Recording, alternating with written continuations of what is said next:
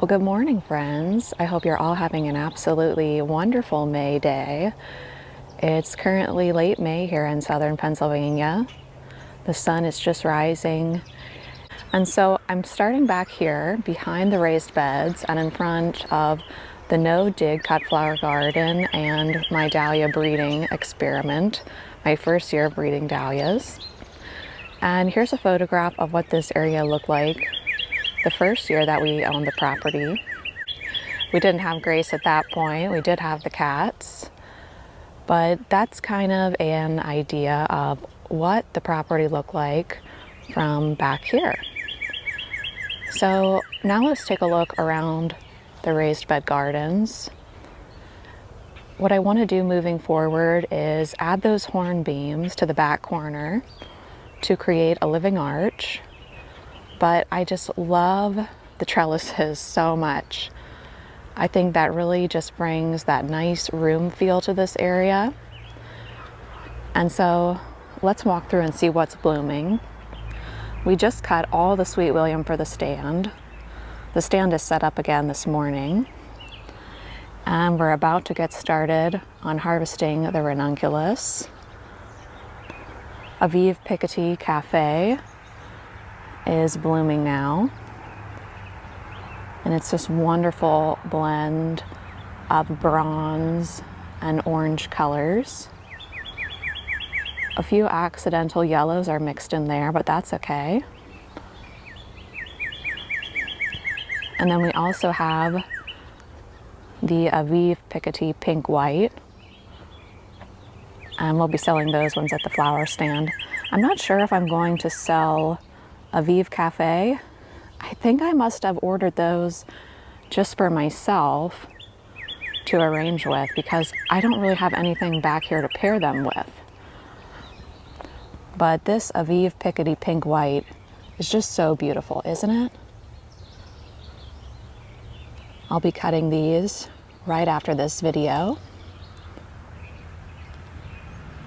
This Cool Flowers quiltwork bed has been such a delightful surprise, and the colors are just perfect for Memorial Day weekend. But let's go ahead and head over to the hydrangea room next. I think I have a picture of that area about 2 years into working on the gardens. So we can just walk through the raised bed area to get there. I don't think I'll edit this video too much this morning, just so we can really get a full sense of the space.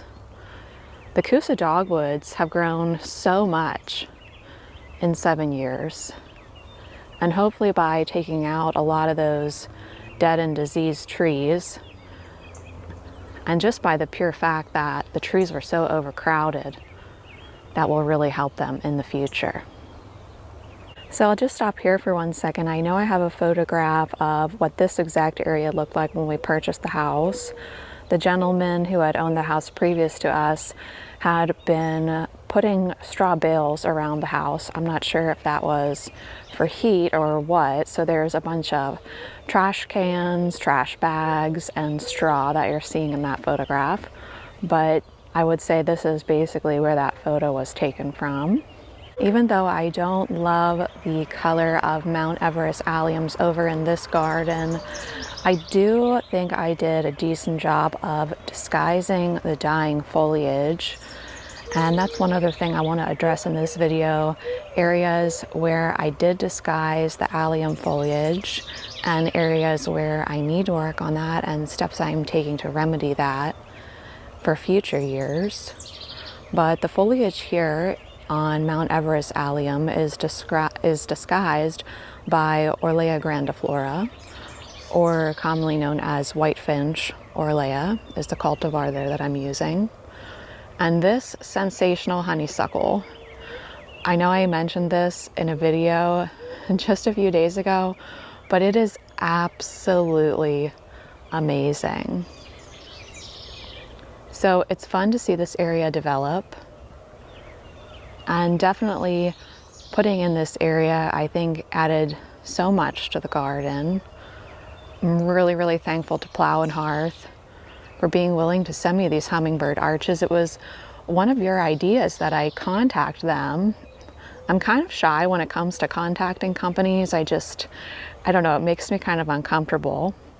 But one of you said, you know, why don't I just go ahead and write them? And they were very willing to send these out. And I'm super thankful because it's really just transformed the whole garden.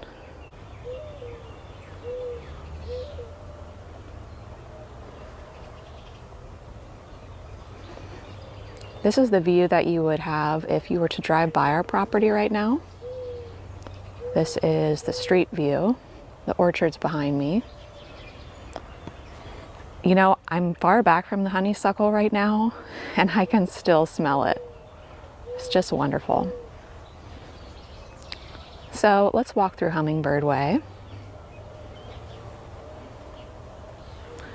Even though there's not a lot in bloom right now over in this garden, I do think it helps that you're able to see the catmint over in the main flower walk. I want to bring in even more catmint to certain areas, but all in good time, right? And that's what I really want to accomplish in today's video, is just that thought and reminder to myself, honestly, all in good time. Don't rush it. Don't feel bad if it takes time to accomplish the picture that's in your mind. It will come in time. Right, Grace? I have to remind myself of that. Sometimes it's hard. Sometimes you feel like you're working, and you're not really accomplishing that picture that you have in your mind. But sometimes it helps to look back and remember where you started. So I really like this new stone rug, and I thought I would just share the reason why I don't have all the cracks filled with lamb's ear is because I really prefer to use only my grandma's lamb's ear here, and I need to wait until it cools down to divide it some more. I'm not sure if I said it already, but we're going to be getting into the 90s this week. Martagon lilies still yet to bloom, but I'm so excited to see that. First year being able to see the Martagon lilies. We have a lot of alliums in bloom.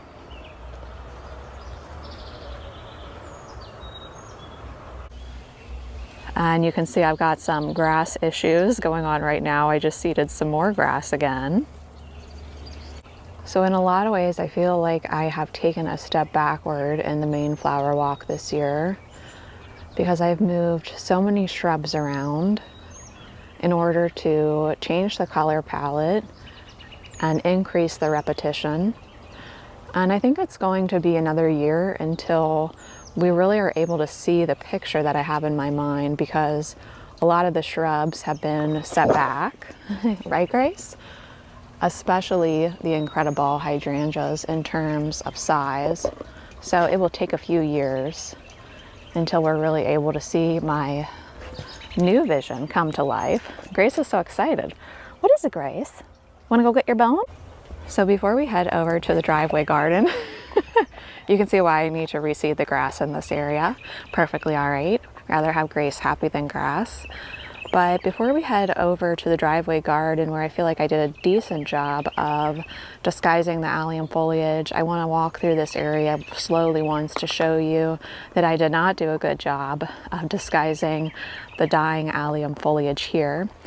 And I'm super, super thankful to Jung Seed Company. They sent me out a ton of new perennials for the garden, wonderful purples, peaches, and also pinky peaches. And I've been busy planting all of those in the main flower walk, not only to give us a nice succession of blooms, but to help remedy this problem that just naturally occurs with alliums, that their foliage is dying at the same time that they bloom. That's totally normal. Here where I have ambassador mixed in with bupleurum and lilies and rue and sage, you're not seeing the dying foliage at all. So I was happy with that planting. But once again, when we hit these pinball wizards right in front of my flower lady, we're seeing the foliage again. So I came in here with some new foxgloves. We have Dalmatian peach foxglove and also Arctic rose foxglove. These are supposed to be perennial foxgloves that bloom the first year. So we'll put that to the test as well. So unfortunately, I really don't have a good picture of what the driveway garden looked like when we first moved in. I wish I could go back in time and remind myself to take the bad pictures, to take the before pictures. I just don't really have one that's true to what we saw when we moved in. But just imagine not being able to see anything but dead trees in this area. So we have over here Orlea grandiflora, pinball wizard, we have some foxy foxglove, lots of lilies, and I want this to kind of be a bulb succession over in this garden. I want it to be as full as possible. I want it to have tons of flowers, but very, very, very low maintenance. And I think we're getting there, maybe a few more years. But the mistake I believe I made was that I did go ahead and cut the gladiator alliums once they turned green. And I got rid of all that nice height that was happening over here. And I do kind of regret that.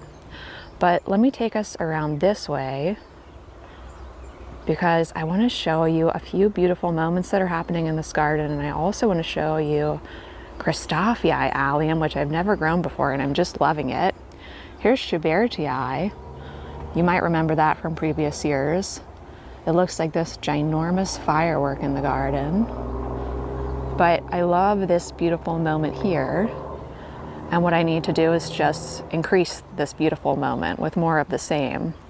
We've got the foxy foxglove, the Persian berry bearded iris, pinball wizard allium, white finch Orlea. We have some weigelas over here. But I think this is just so beautiful. But let me swing us around here slowly so that you can see Christophii. Let me know if you've grown Christophii. I think it's so beautiful. So I thought that Schubertii couldn't be beat, but I think I actually like Christophii better. I like how it has these amazing stars at the tips. Well friends, I hope it was fun to see some old pictures of how the garden looked when we first moved in. And I hope it's an encouragement to anyone that might need to hear it, that, you know, whenever you get discouraged, whenever you're making a garden and you feel like you're not making enough progress, you're not making the kind of progress that you want, perhaps look back and remember where you started.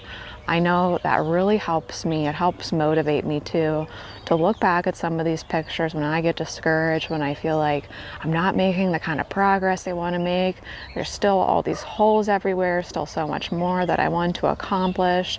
To just remember to take a deep breath, enjoy the journey, and remember that it is about the journey.